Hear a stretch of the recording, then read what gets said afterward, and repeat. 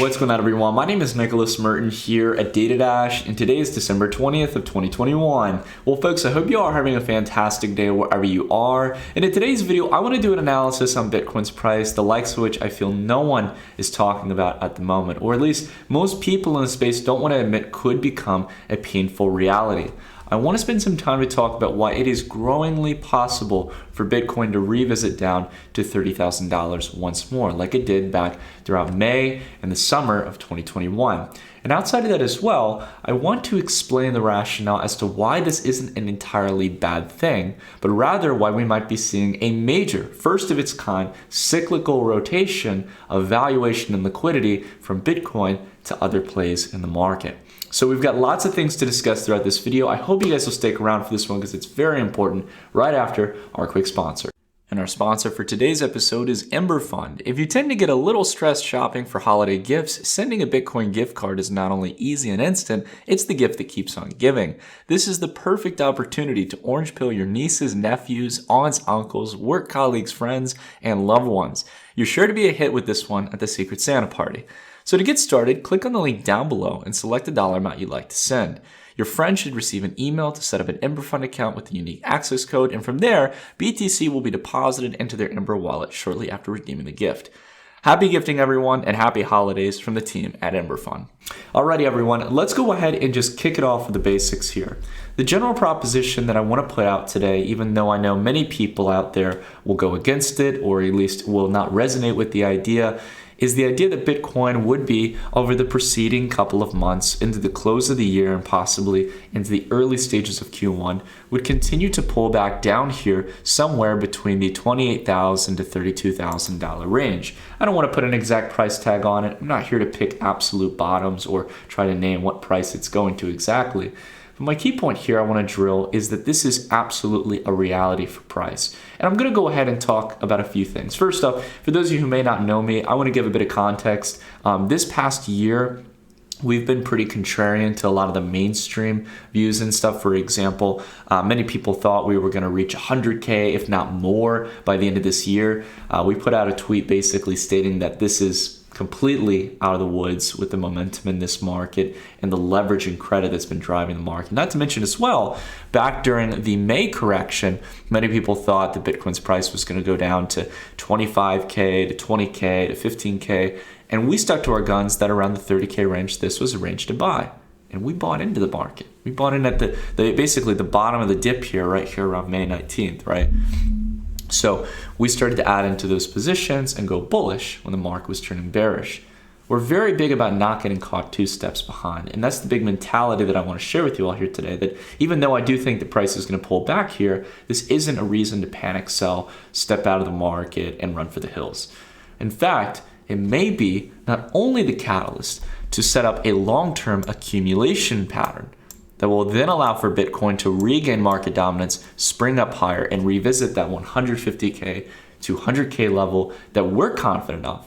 But outside of that as well, give altcoins a major opportunity to be able to start and steal even more market dominance that it has in this cycle.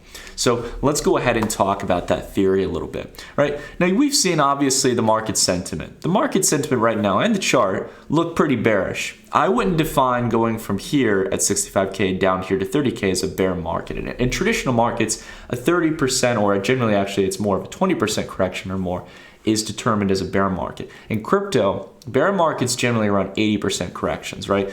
But I digress on it. No matter if we call it a bear market or not, this is certainly bearish price action, and it's a bearish prediction here in price that we're putting out. But what's really interesting is that as Bitcoin has effectively had a double top here from its previous highs back here in April and is rolling back over, and the past couple of days, really the past couple of weeks have been bearish, lo and behold, altcoin dominance, right? The opposite viewpoint of Bitcoin dominance is looking pretty good. We're right back near our cycle peaks. The same level we retested back here in September and back here in May. Hold on a minute. right? You hear so many people screaming to the roofs that, oh my gosh, if Bitcoin didn't reach 100K by the end of the year, or it really isn't looking like it's going to reach in early Q1, run for the hills. It's a bear market. The market's an absolute detriment and absolute mania. It's going to start selling off and go back to 10, 15K. You hear all this crazy stuff. But altcoin dominance is back up towards its cycle highs. And it's not far away, just a few percentage points away from the previous highs we set in the last cycle back in January 2018. Right? The peak area of risk-taking and momentum in the market and speculation and fraud. There was so much noise going on.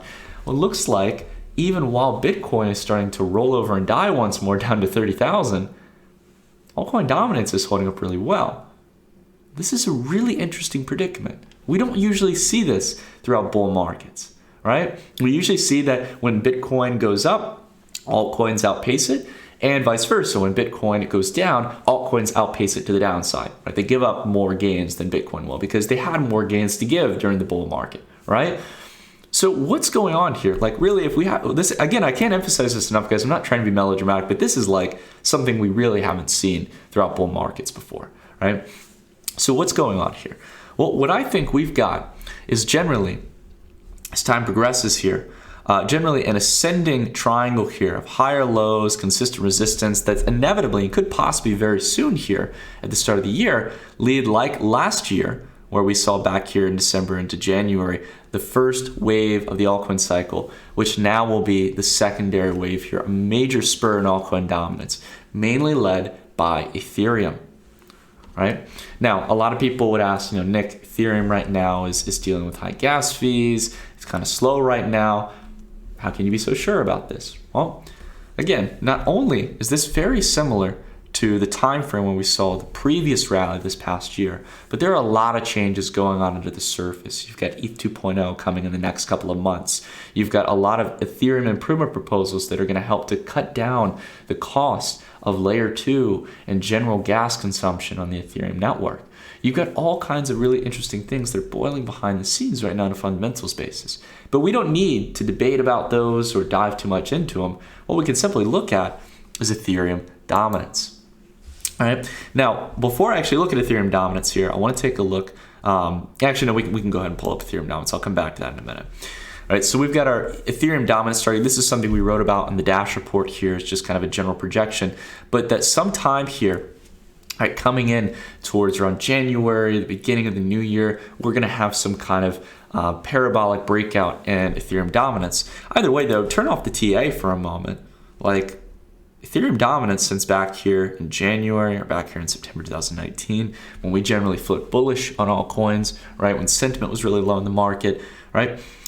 Ever since then, altcoin dominance, or more specifically here, Ethereum dominance, has been doing really well. It's back up above 20% market dominance, the highest levels we've been seeing since back here in February of 2018. Really incredible stuff. And we've seen in the past that Ethereum dominance can be much higher. It's gone up as high as nearly 31% back here in the past. So it looks like, going with the broader trend here, we're looking at the 2-week charts. Each of these candles represents 2 weeks. We're viewing a couple of years worth of dominance action here for Ethereum. It looks like it's on a trajectory here to squeeze through higher and break out and go even higher in this cycle. And that can easily give you, if you're talking about, going here to 25% or maybe some of the more bullish targets of 30%, this easily gets you to our kind of target range up here around 68%. Now, some of you might say, is this going to benefit all altcoins? Well, it generally could, right?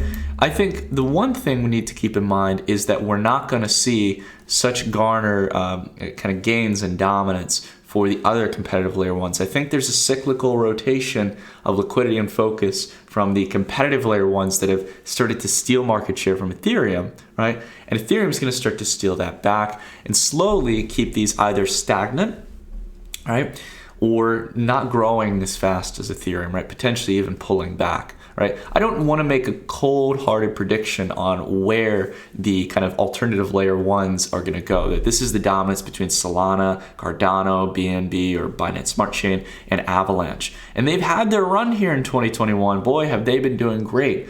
Gone from a fraction of the market to owning nearly 10% of the market. But my biggest proposition I want to make here today is that even though Ethereum may steal some of the momentum here from the layer 1 protocols, this is not a ETH versus other layer 1s argument. What this really is that Ethereum is going to start to steal large amounts of dominance from Bitcoin. That's the key point here. And like, I'm bullish on Bitcoin, you guys know that, but there are cyclical rotations in markets and we need to be aware of them. And what's really important to keep in mind is that all the while, we've had Bitcoin, for example, pulling back here, right? We can see here in the sense of price from its highs here, Bitcoin is down around 33.4%, right? Generally speaking, about a third of its value has been wiped off the map from the previous all-time highs, or the previous all-time highs that we set in back here in November. Well, let's take a look here at the ETH USD chart. I will do the same exact thing here. To kind of visualize the ETH BTC ratio, we can see here, look at that. Ethereum's only down 23%. Again, that point we talked about earlier, that usually in markets like this, we would see Ethereum pulling back even harsher. This is pretty interesting stuff. What's happening here? What could be setting up here? Even though Ethereum's still pulling back, let's be fair here. It's setting its all-time highs back here, and it's been pulling back since. It's not losing as much as Bitcoin. The ETH BTC ratio, if we can get up here, maybe I don't actually have the ETH BTC ratio, but you can kind of see it in dominance. It's generally the same, right? We're seeing it pressing higher here. So what's this indicative of? Could it be that Ethereum, instead of really pulling back with Bitcoin, starts to have buyers picking up Ethereum here right around this range and starting to hold up Ethereum, setting up the foundation to revisit those previous highs and have a further on breakout in price, right? And perhaps maybe that's not the exact support level. The way I'm getting this is by analyzing how the previous resistance and support levels were built here.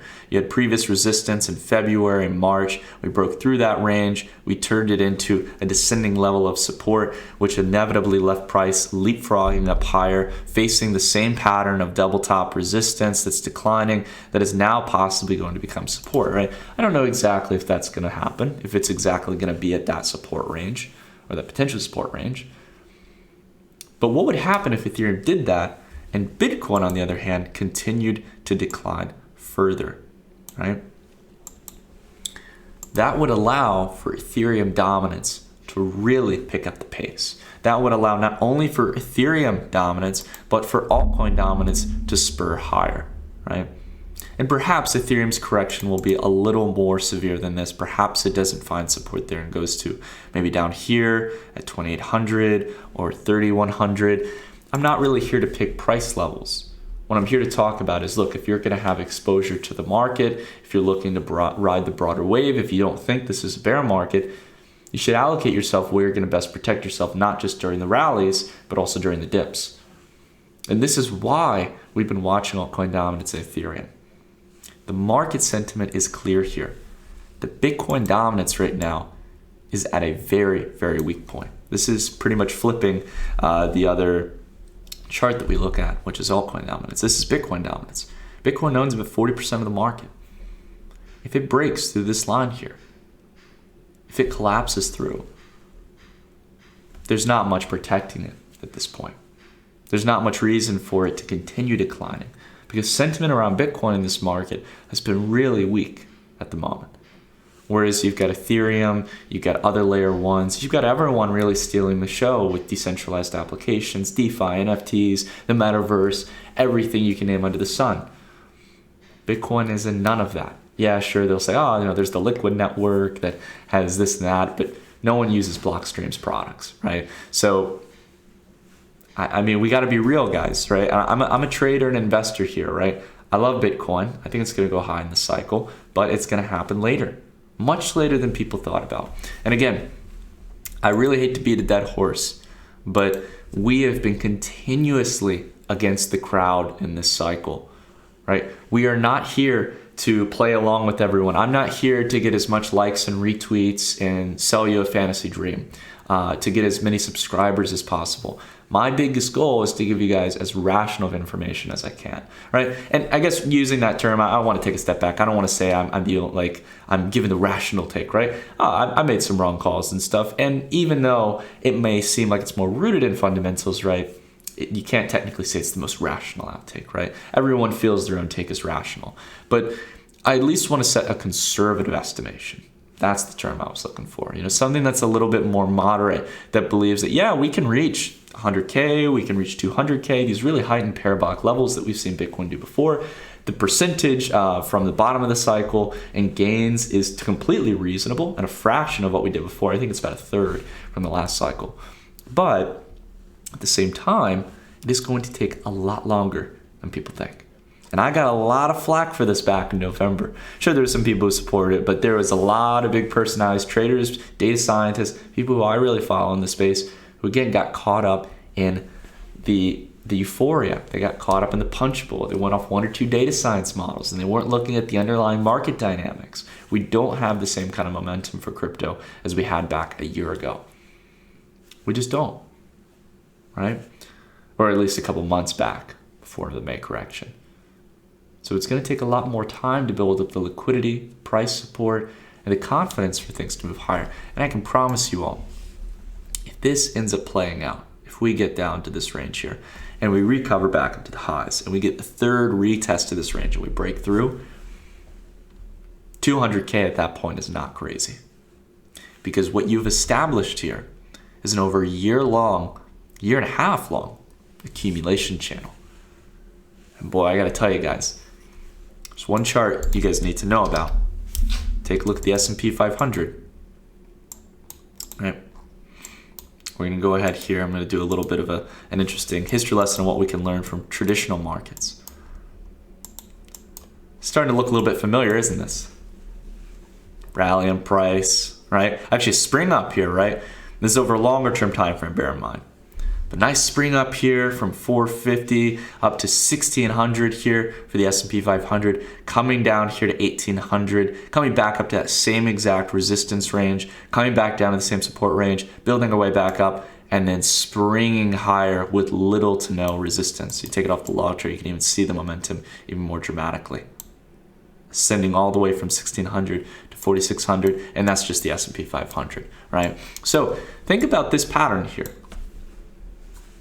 On a shorter time for about a year and a half. That's what we're calling for Bitcoin. We can learn a lot from equity markets. We can learn from commodity markets. These patterns repeat because they're talking about a much larger game. Institutional accumulation. Institutions, big buyers who need to build massive positions, love no period better than the one when markets are quiet, kind of stagnant. They're not feeling the euphoria. They love to buy during these discount opportunities. But they enter in slowly. They buy into the fear. They're the ones setting the bottoms here, right? I think that's what we're seeing here, guys. I think we're replaying history here from the S&P 500 in crypto markets. But instead of, we're looking at monthly candles here, I would say this would be more of the, I don't know, maybe the weekly chart. I don't know if we could say that, but, the 2 or 3 day candles. Things happen a lot quicker in crypto because it's a much smaller market. But anyways, I've rambled enough, guys. Take with it as you will. If you do like this kind of candid analysis, consider dropping a like. And most importantly, if you can, share it with a family or friend member. I think people need to see this.